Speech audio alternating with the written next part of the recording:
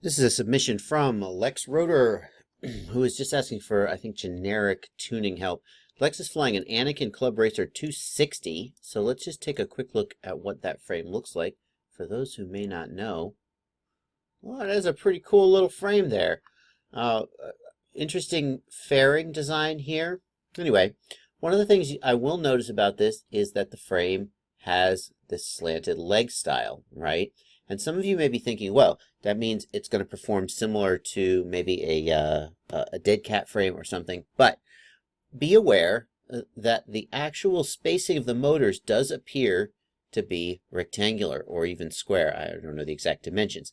And people think, oh, well, the motor mixing and the coupling between axes and so forth has to do with the shape of the legs, which is better, an H-style frame or an X-style frame. But actually, the only thing that matters is the motor placement relative to the frame or to the CG.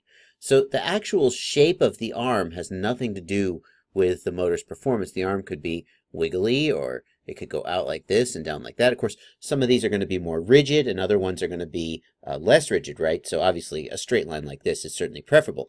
But the fact that this is not an X or is not an H, or the fact that these ones go back and these ones go straight out, the only thing that matters is the placement of the motors relative to the CG. And actually, there's some argument to be made, and Quad McFly is the one who's making this argument most prominently, and he's the one who convinced me that the motor placement actually, we talk about how you have a custom motor mix because motors that are further out need to move further and have more torque, or I don't know what the argument was. It never 100% made sense to me. But he's made the argument that a motor that is further out has more length of lever arm.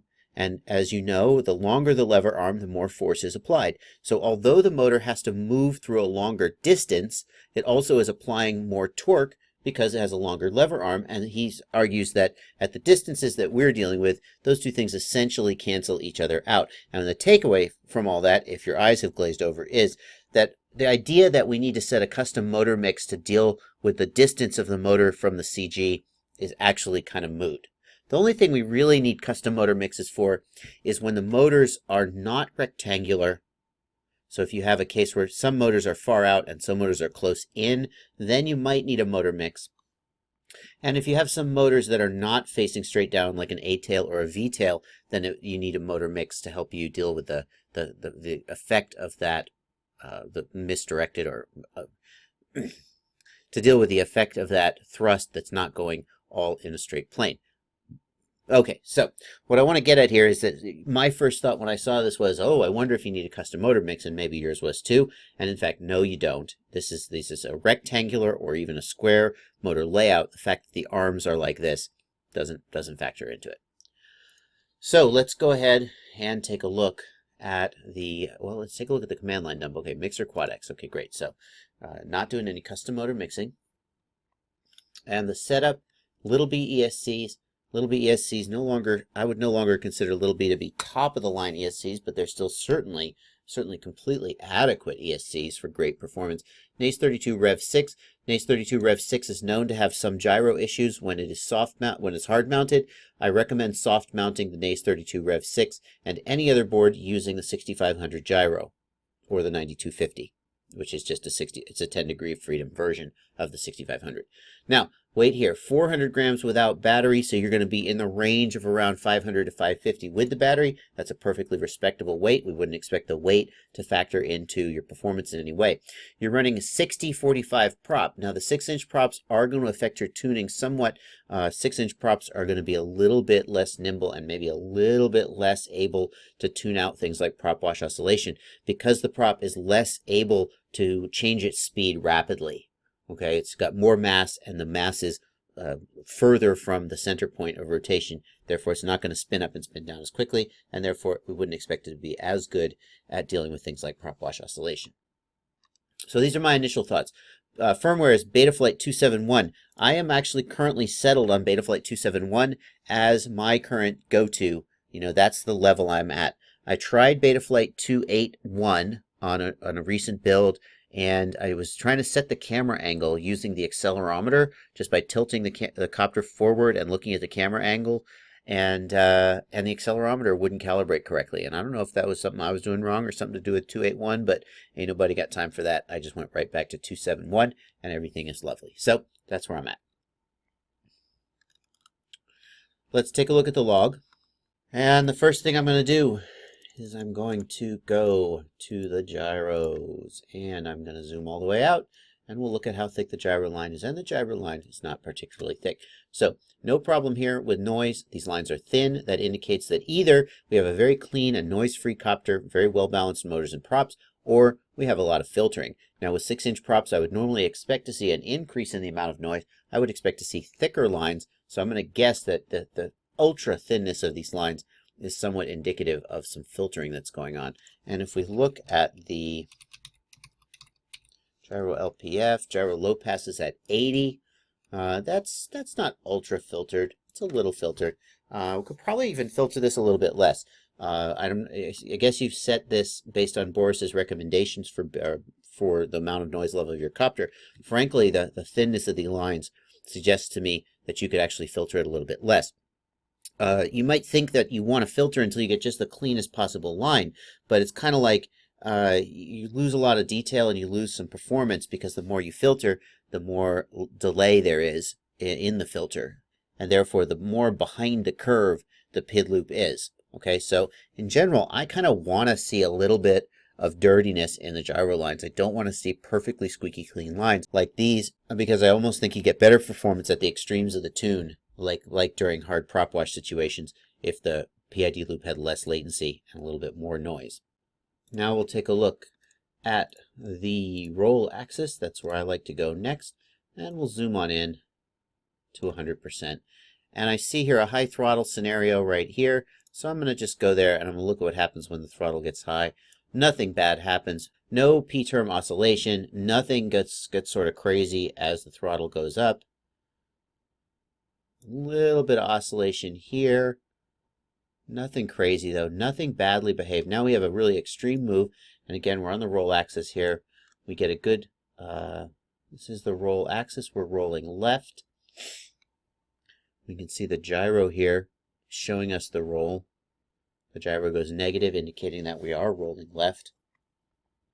The P term goes negative, pushing us into the move, and then the P term is sort of struggling here in the middle of the move to keep the move balanced the way that it should be. That's fine. There's nothing wrong with that. The fact that I don't see massive P term activity anywhere else might suggest that P is undertuned. You see when we go to high throttle here, we don't really see any oscillations come out. Maybe there's TPA. Yeah, we've got 15% TPA starting at 1650, so that may be helping avoid some of those oscillations at high throttle. And then at the end of the move, you can see as the stick centers, there is this long period of, we can almost call it ringing, but usually ringing you think of as being a kind of a sharp high frequency. Let's take a look at how fast this plays back at 100%. Do. Yeah, so that's too slow really to be what I would call ringing. This frequency of oscillation at the end of a move, combined with, and again here we've got at low throttle, now this may be prop wash here, perhaps some oscillation here.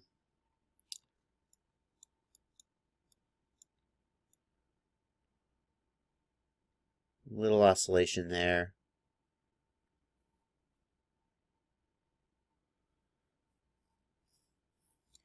And what were your gains? 3.8 on roll. Yeah, and you are on 4S. Okay, so I think your P gain is too low. It's a little hard to tell without being able to hear the copter, but this sort of wobbling at the end of these moves feels to me like the P term is too low, and it's trying hard to stop the move, but it just doesn't have the authority to do it.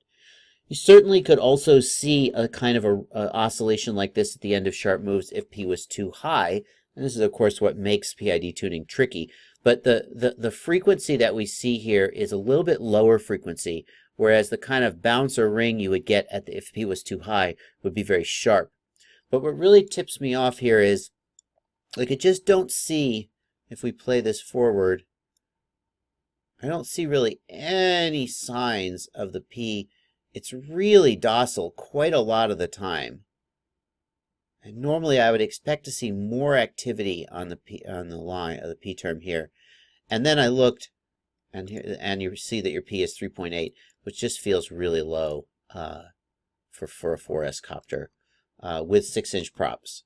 So maybe the fact that they're 6-inch props is making more thrust, and therefore you need lower P gains. But I would, if this were my copter and all I had to go on was this log, is I would play with raising your P gains, because it feels to me like you haven't found the upper limit of P.